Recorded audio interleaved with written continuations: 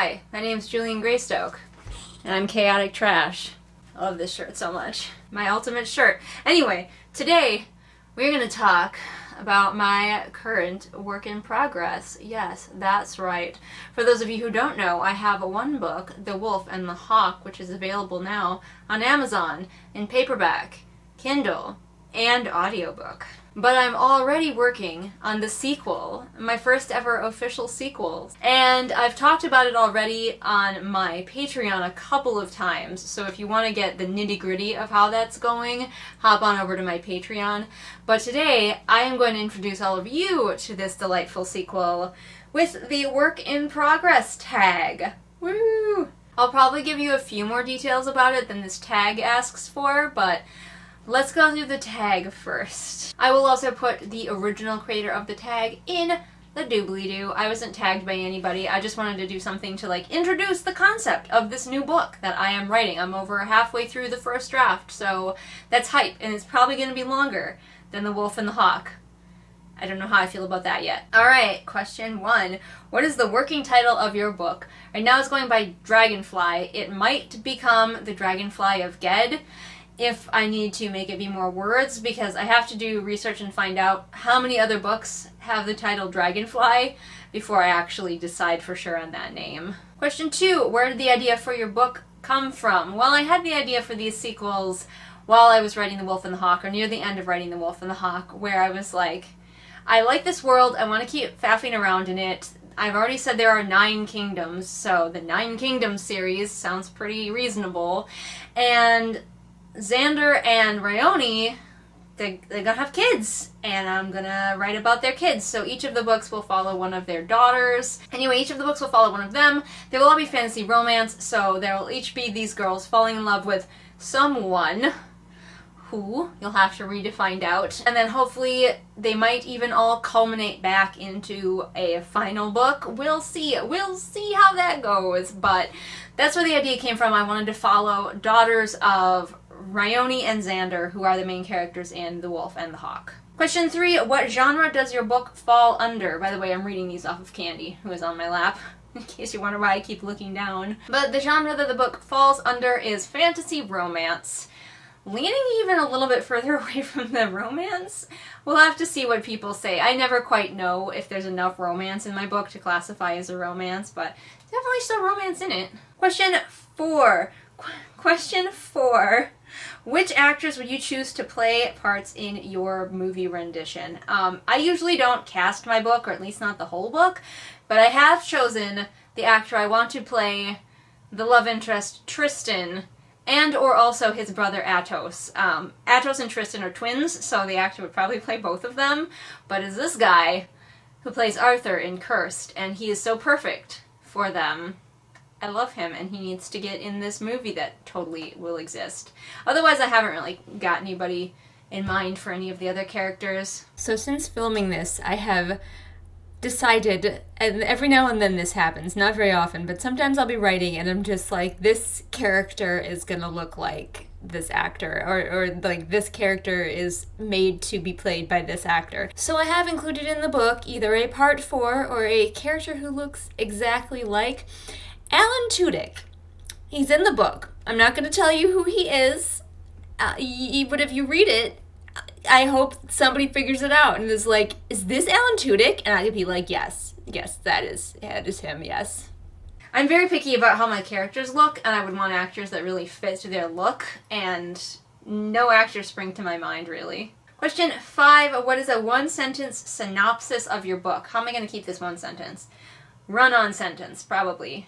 I'm just winging this, I haven't written this down. Marin, the daughter of Rayoni and Xander, leaves home to visit a seaside city of Vale, which is being troubled by a precocious prince and a mystery at sea.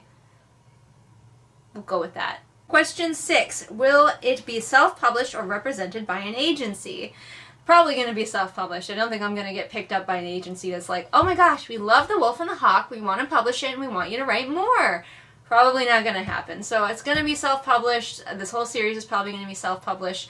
I'm starting to do the thing where I've got books that I'm still querying, but I'm also self-publishing other books just so I can get some books out there for people to read, and I'm not just always talking about writing books all the time. I'd be like, here, read these until somebody decides to traditionally publish me. Question 7, how long did it take to write the first draft of your manuscript? It's still in progress. I've been writing it since I finished editing The Wolf and the Hawk. So like 3 months, I want to say, thereabouts, maybe less. I'm chugging right along. I'm making good time. I'm guessing that it will come out sometime next year around the same time as The Wolf and the Hawk came out. This seems to take me about a year to get everything rolled together. We'll see. Question 8, what other books would you compare your story to? This one, I actually have something to compare it to. I struggle with what to compare The Wolf and the Hawk to be honest. So if you've read it and you know some read-alikes for The Wolf and the Hawk, please tell me what they are, because people ask me, what's it like? And I'm like, I don't fucking know. It's a fantasy romance. What more do you want from me? But, Dragonfly, codename Dragonfly, can be compared, in my opinion, to the Becca Cooper series by Tamara Pierce. So, it's got a very Piercey vibe. My writing already kind of has a Piercey vibe, but this one definitely is a lot more because it takes place in a city. There's kind of a mystery going on, so that's what I'm comparing it to. Question 9, who or what inspired you to write the book? See the answer about where the idea came from. Same thing. I inspired me to write the book by writing the first one. And finally, 10, what else about your book might pique your reader's interest? So many things, but I don't want to tell you too much because, you know, spoilers, and things might change because this is only the first draft. As I mentioned, we have Marin, who is a daughter of Ryoni and Xander. She is third born, I think. Second or third. I can't remember where I placed her in the birth order. Third, I'm pretty sure. I'm not going in order, apparently.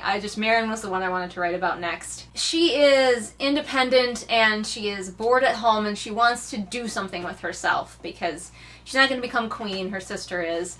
So she's like, I want something to do, give me a job, I'm so bored. And her dad is like, okay, you can go be apprentice horse master at this other kingdom in the city of Vale, this other kingdom that I kind of want to keep on my side and make nice with, so I'm going to send them my daughter. Sort of larger political machinations kind of going on. I'm not very good at those, but we'll see how that turns out. So Marin goes and she thinks she's going to be the apprentice horse master, but when she gets there, she finds out that the horse master is also the spy master.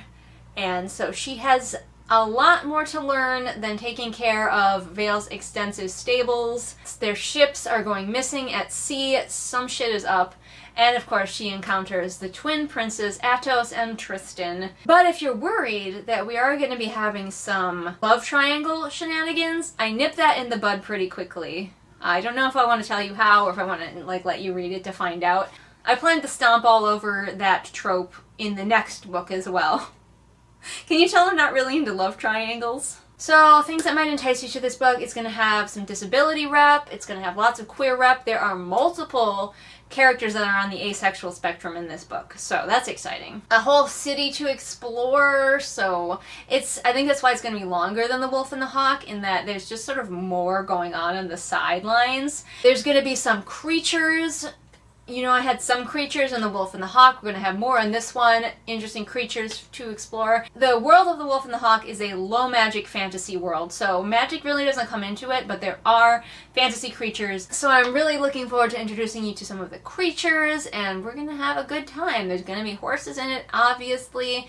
A cute, sort of slow burn romance. It's a lot more cute than The Wolf and the Hawk. It's got ferrets in it. There are 3 ferrets. Their names are Lock, Stock, and Barrel, so you can look forward to that. It's great. I knew I wanted to have ferrets in a book, and I'm finally putting them in this one, so that's exciting. So I think that's all I wanted to talk to you guys about.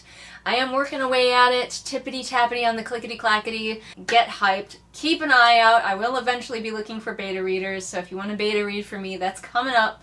eventually. This is my first sequel. I'm very excited. I'm not really struggling with it. I've heard a lot of people say that sequels are harder, but I think possibly because I'm not using like exactly the same characters in the same setting and everything, it is pretty easy for me to transition into a sequel. Okay, I'm gonna have to close you up because my camera's about to die. Check me out on Patreon. I post new videos here twice a week. All my social media in the doobly-doo. Check it out.